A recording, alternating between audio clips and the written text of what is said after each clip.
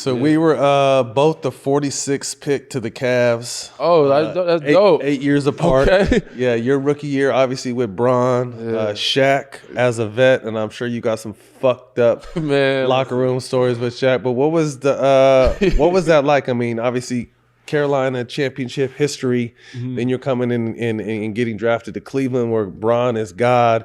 But then also you see the end of an amazing, one of the most dominant players of all time in Shaq. And the one thing I know for sure, he kept the locker room light. So how were the locker rooms with Shaq I was around? the only rookie too. Oh, bro, so he was fucking with you. Yeah. You got to go get the balls out the stands and all that. Man, listen. Yeah. We had another rookie they drafted, but they sent them back overseas.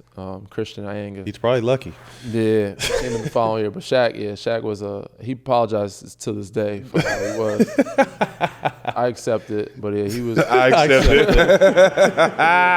It was a lot of shit. You know, he had me pledging and shit like that. But it was cool, man. So I think your first year in the league is just like I won't say a culture shock, but it's like a starstruck moment. You know, seeing and even if you don't play against, you've seen him up close. You know, playing against Kevin Durant, playing with LeBron, and practice seeing him dunk for the first time. Like, oh shit, you know, he really jumps, 45 inches in the air.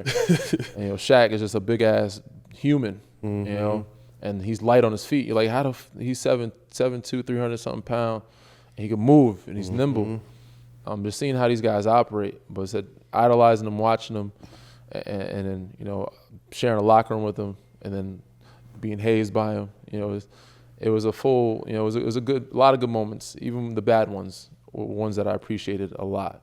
But I learned so much, man. I was a sponge just trying to get everything from everybody. I had Mo Williams there, I had Boobie Gibson, Anthony Parker, Jamal Moon, Varejao, Big Z. I learned something from each and every one of them. And Brown was a big clown. He's a big character back then, too. I think he learned a lot when he went to Miami and playing under Spo and Pat, of how to win and, take things more serious. Still a big kid, but he takes things more serious when it's time to. I want to hear about Shaq being a big kid. Hold up, my bad, Jack. Ringing rotisserie Ray. Oh, he violated again? Yes, nigga. Ringing rotisserie Ray is your name, nigga. Hey, come on, Ray. Ray, that's crazy. So we have a rule that, like, if any, if our phones ring, we're good. Ringing if any of their phone, they got 25 push-ups. So smoking and push-ups. Ringing rotisserie Ray again. Yeah. Ringing rotisserie Ray for the rescue. Hey, we will have to have somebody validate whoever closest to it. Whatever went off, whoever closest to it. Sorry, ringing rotisserie Ray push-ups to the rescue. Push-ups. So you got to do in and out while you're smoking a joint. Oh. He hit the mouse. So I want to hear a little bit before we get out of these the Cleveland early days of like some Shaq shits. Give me a thing or two that Shaq did. You're just like, God damn, Shaq. Yeah, there was a lot. It was a lot. So I had to get the donuts by myself. And then at the time in Ohio, there was only one Krispy Kreme, and it was like 40 minutes outside of Cleveland, and somewhere in Ohio, you have to drive 40 minutes back, and you have to be to arena before everybody else, about 2.5 hours beforehand. So waking up 6 in the morning to get donuts was crazy. If you don't have his donuts, obviously they kick the balls in the stands. But Shaq said he had me pledging, man. I had to greet them a certain way.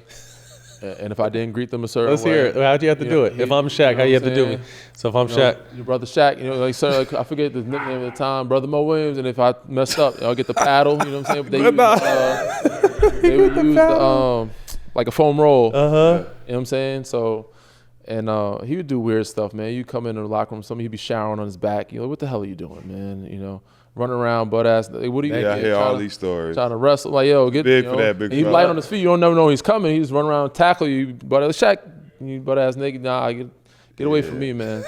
That sounds like the same Shaq. Shaq has a lot of interesting things pledging going on. Oh shit.